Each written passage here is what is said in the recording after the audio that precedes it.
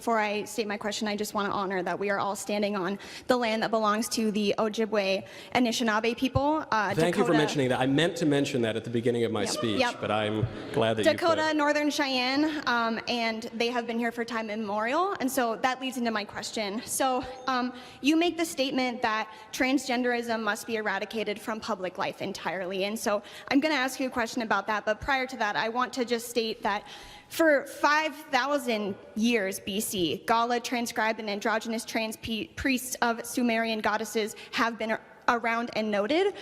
200 to 300 years before Christ in ancient Greece, there were gods worshipped by Gali priests who wore feminine attire and identified as women.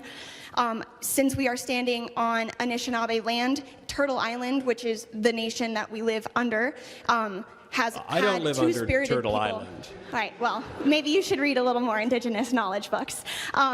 Indigenous communities have used two-spirit personas for the entirety of their culture, and so that leads me to my question. When you say that transgenderism must be eradicated from public life entirely, I ask you, Mr. Knowles, how can we eradicate something that has been here as long as humans have? Well, yeah, there have been all sorts of crazy, terrible ideas for a very long time, too. You're pointing to civilizations that committed human sacrifice, okay? You're saying that some ancient pagan tribe worshipped demons and therefore we need to castrate children. That's not a good argument. Yes, that's true. There were all sorts of terrible tribes. In fact, as recently as a little over 500 years ago, the Aztecs here in the Western Hemisphere slaughtered 80,000 people in a sacrifice to one of the demons that they worshipped within the span of 4 days. That's not a recommendation of doing that. I don't think that we ought to consider it. Though, unfortunately, in our increasingly pagan and liberal culture, we do commit human sacrifice to the tune of 800,000 babies a year sacrificed through abortion, and it would make the Aztecs blush what we do.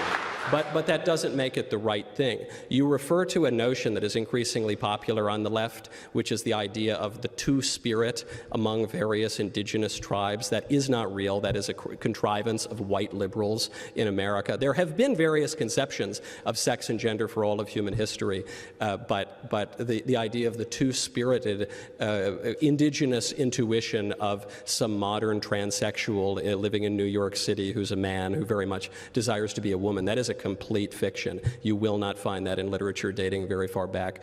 So what does it say about the question itself? The question, regardless of what the ancient Sumerians believed before they chopped up little kids or whatever, is it true? Can a man really be a woman, and can a woman really become a man? We all know that the answer to that question is false. That's why Professor McCloskey pulled out of our debate at the last moment next week, because even a distinguished professor knows, he has the intelligence to know, even if he is transgender identifying himself, that he can't win that debate because the idea is indefensible. So the question becomes, how does one know that someone with the total physical appearance of a man, how can one know that that person really is a woman?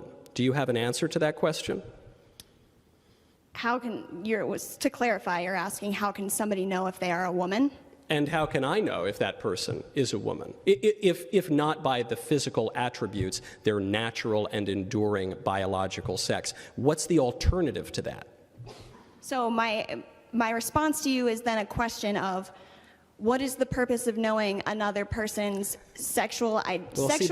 But let me finish. Yeah. If it's not for the premise of reproduction, and there's no need to relate outside of that, then I don't quite understand why we would need to question or. So this is what happens whenever you ask a transgender activist to explain even the basic premise of the movement, is they'll immediately say, well, who cares? Why are you so obsessed with this? I'm not obsessed with this. I'm not the one who started sending men into the women's bathroom and taking away their trophies and castrating kids. I'm perfectly happy with the way things have worked for thousands of years. It is the transgender activists who are trying to upend everything. And so I think it is at least my right to ask the question, okay, what is the premise of your movement? But they always deflect from that. They always withdraw from the debate. They always try to to change the subject because there is no answer. So you ask me, well, what's the purpose of, why do you even care? What's the purpose of knowing someone's biological sex? Well, for starters, because we have civil rights specifically for women in the United States.